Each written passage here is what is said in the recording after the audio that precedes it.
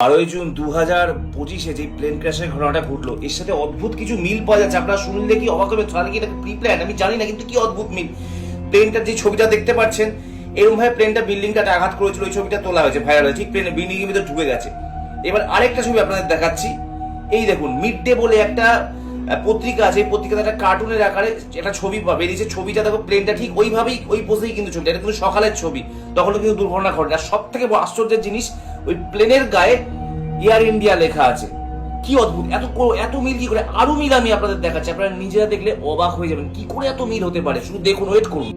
Mid day news পেপারে যেটা দেখে সেটা একদম অদ্ভুত, মানে একই দিনে কিন্তু ছাপা হয়েছে, আবার একই দিনে ঘটে। এবারে আরেকটা বলছি, 1 ডিসেম্বর 2024 চৌধুরী গোগরাজ নেহরা বলে একজন একটা পোস্ট করেছে। দেখুন পোস্টটা ভালো করে, তাও আমি এখানে একবার দেখাচ্ছি, উল্টো তো দেখাবে যে 12 जून 2025 को भारत की राज्य गुजरात शहर अहमदाबाद में प्लेन क्रैश होगा और लगभग दोपहर को, মানে ভাবো দুপুর বেলা প্লেন ক্র্যাশ হবে।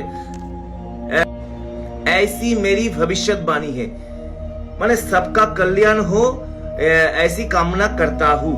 মানে কি করে এত মিল হয়? 1 ডিসেম্বর 2024 এই লোকটা এই পোস্টটা করেছে, এটা ঠিক 12 জুন 2025 চৌধুরী গোগরাজ নেহরা। তোমার এটা এখানেও দেখতে পাচ্ছ, এটা কি করে মিল হয়? আরো কিছু তোমাদের আমি দেখাচ্ছি, তোমরা দেখলে নিজেরাই অবাক হয়ে যাবে। গোপাল শাস্ত্রী বলে একজন এবার একটা ভিডিও পোস্ট দিয়েছিল 31 মে। আমি অবাক হয়ে যাচ্ছি কি করে সম্ভব এগুলো। 7 जून के बाद ভারত সহিত কিসি মানে ভারতের প্রচুর দেশে অনেক প্লেন ক্র্যাশের ঘটনা বাড়বে, এবং এটা নাকি আরো, এটা কি করে জিনিসগুলো টের পাচ্ছে। এবং আরেকটা জিনিস বলছি, গুজরাটের মুখ্যমন্ত্রী, বিজেপির মুখ্যমন্ত্রী মারা গেছে ঘটনায়, তার যেই সাথে একটা আরো কোইন্সিডেন্স পাওয়া গেছে। এত মিল কি করে হয় আমি দেখাচ্ছি, ওয়েট কর। গুজরাটের সিএম এর গাড়ির নাম্বার ছিল 126, বাইকেরও ছিল 126 এবং উনি 12606 কে লাকি মানতো। কিন্তু আনলাকি ভাবে উনি যেই দিনে মানে মারা গেছেন প্লেন ক্র্যাশ হয়ে, সেদিনকাও ছিল 12/6।